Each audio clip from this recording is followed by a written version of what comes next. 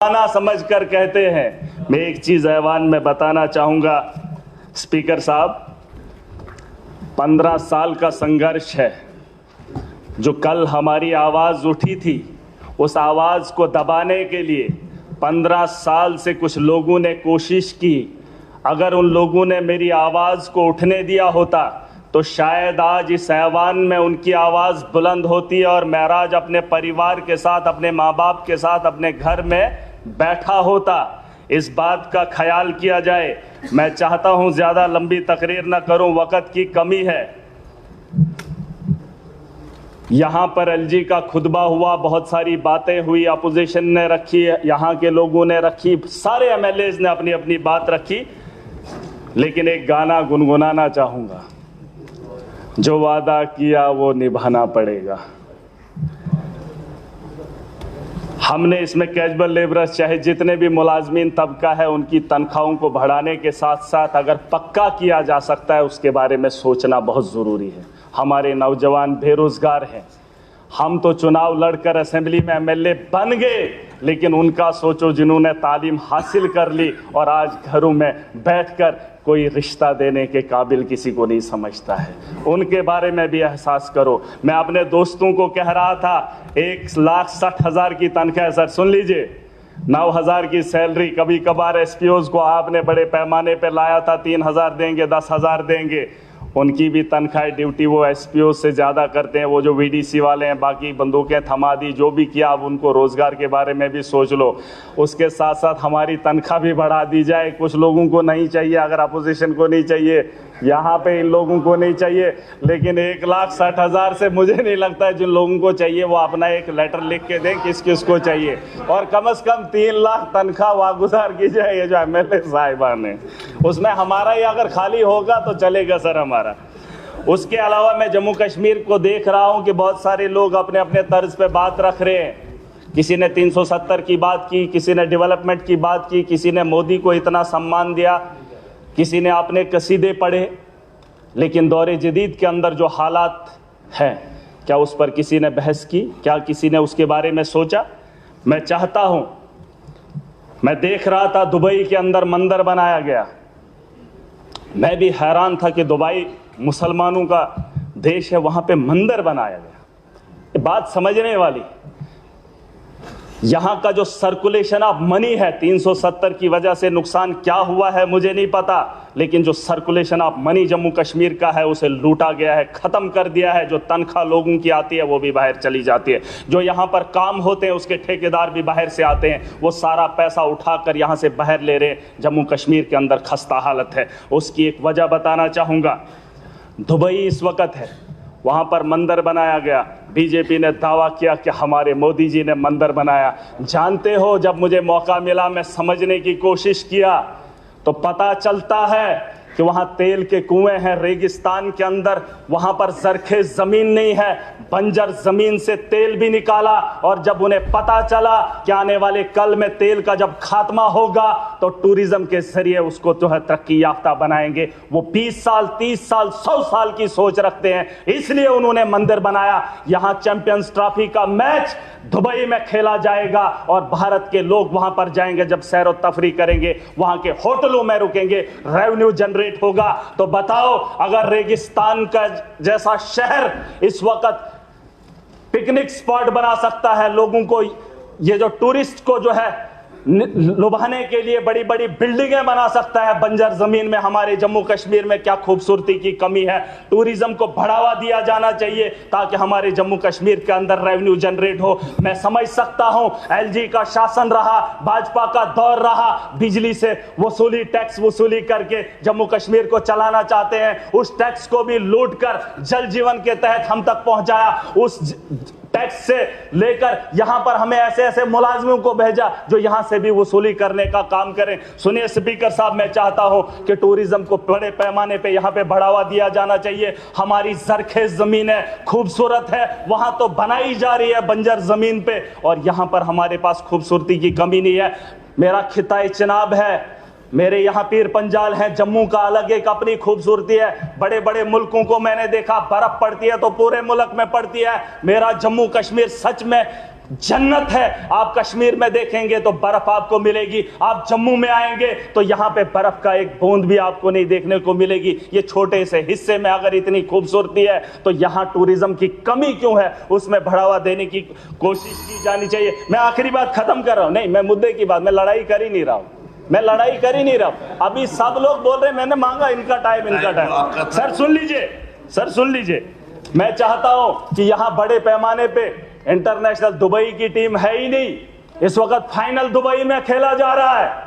क्या जम्मू कश्मीर के अंदर ऐसा ग्राउंड नहीं होना चाहिए? क्या हमारे यहाँ क्रिकेट के इतने शौकीन भी है, नौजवान खेलना भी चाहते हैं, खेलो इंडिया भी है, ग्राउंड नहीं है हमारे पास। मैं चाहता हूं इंटरनेशनल ग्राउंड यहां पर हो जिससे रेवेन्यू जनरेट हो, बड़े पैमाने पे इसके बारे में सोचा जाना चाहिए। इनकी सरकार आई चुहलाने से जम्मू कश्मीर को चलाना चाहती है, चुहलाने से, चुहलाने की रसीद काट कर जम्मू कश्मीर का रेवेन्यू जनरेट करना चाहते हैं। स्पीकर साहब मेरी बात को सुन लीजिए गौर से, रेवेन्यू जनरेट तभी होगा, यहां पर माफिया है। मेरे यहां म्युनिसिपैलिटी में टेंडर 1 करोड़ का लगता है, सुन लीजिए 1 करोड़ का।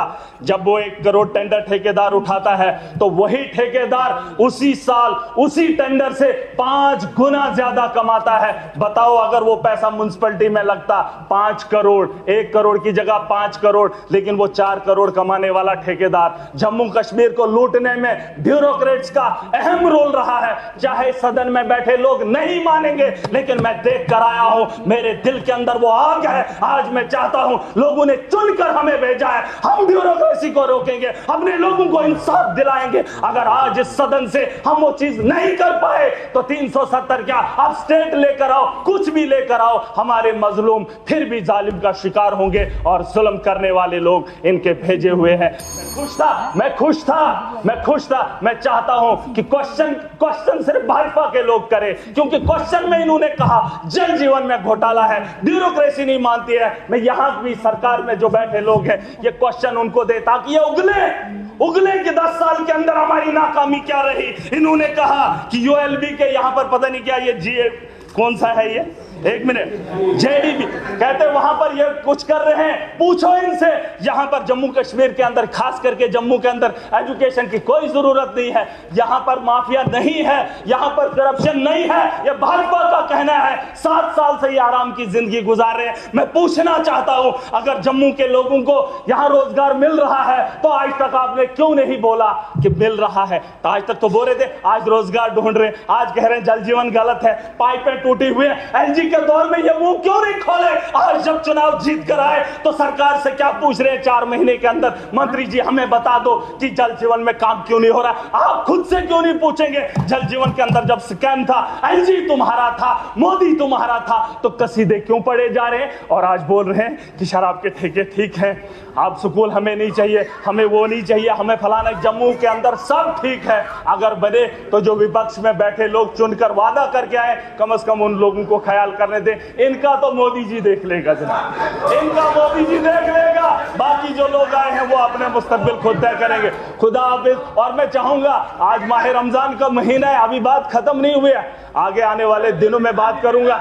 मैं चाहूंगा सर, और कल इन्होंने नशे पे बात करते हुए नशा नहीं समझा सर, सुन लीजिए, किसी भी हाउस में बैठे हुए शख्स ने ये नहीं पूछा क्या नशा ये लोग बेचते हैं, इनके पास कीमतों का पता है, इनके पास नशा बनाने की चीजें हैं। और महराज को जिस शख्स ने बोला तब किसी ने मुंह नहीं खोला। और इस हाउस के अंदर ये बेचने वाले इनको तकलीफ हो रही है।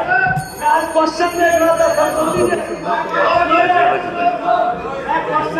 था, खड के बारे में पूछा जा रहा है, बीजेपी के लोग पूछ रहे खड के बारे में। खड से फायदा किसको? खड से फायदा इनको, लोगों को क्या फायदा?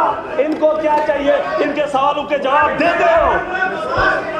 अल्ताफ अहमद कुल्लू साहब आप बोले। इसके हो गया बात, तकरीर खत्म की चाहिए। इन टोटलिटी ये नशा बेचने वाले हैं, इन टोटलिटी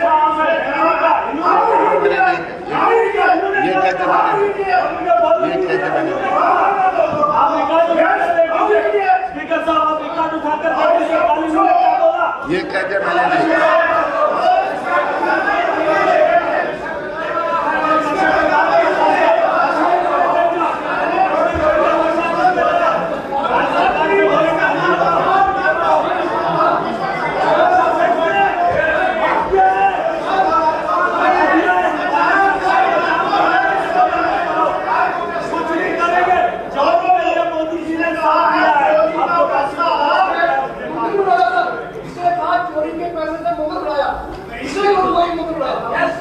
कहता है कि मैंने ऐसा कोई इल्जाम नहीं लगाया।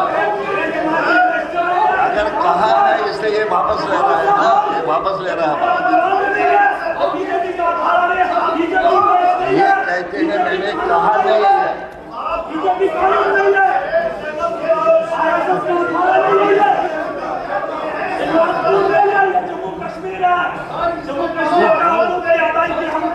चले बस मेरा साहब आप तशरीफ रखिए, आप तशरीफ रखिए। नहीं, ऑनरेबल मेंबर साहब कह रहे हैं मैंने ऐसी बात कोई कही नहीं है। उसका मतलब अगर कहीं भी है तो वापस ले रहे हैं, तो आपको क्या परेशानी है?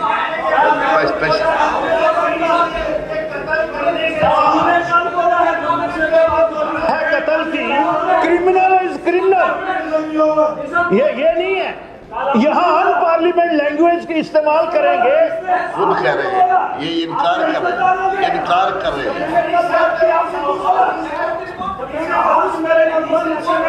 इनकार कर रहे हैं।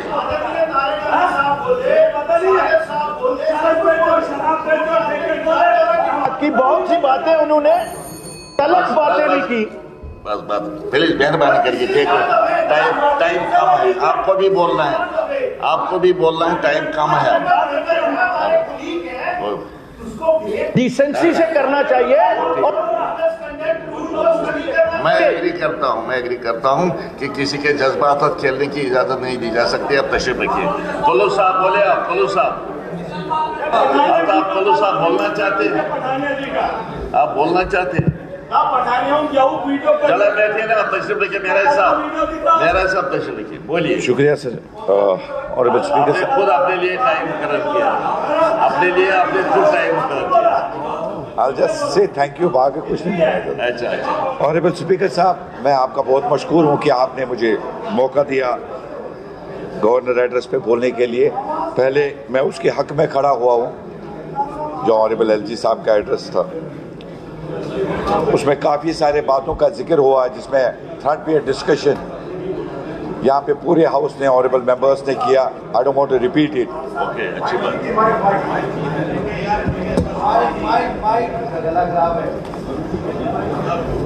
जनाब, सबसे पहले जनाब मैंने एलजी साहब का शुक्रिया किया। उसके साथ साथ अगर हम अपने लोगों के, जम्मू कश्मीर लोगों के लिए यहाँ पे शुक्रिया ना अदा करें, क्योंकि 2014 के बाद 2024 में इलेक्शन हुए तो उसमें बढ़ चढ़ कर जनाब हमारे जम्मू कश्मीर के लोगों ने हिस्सा लिया।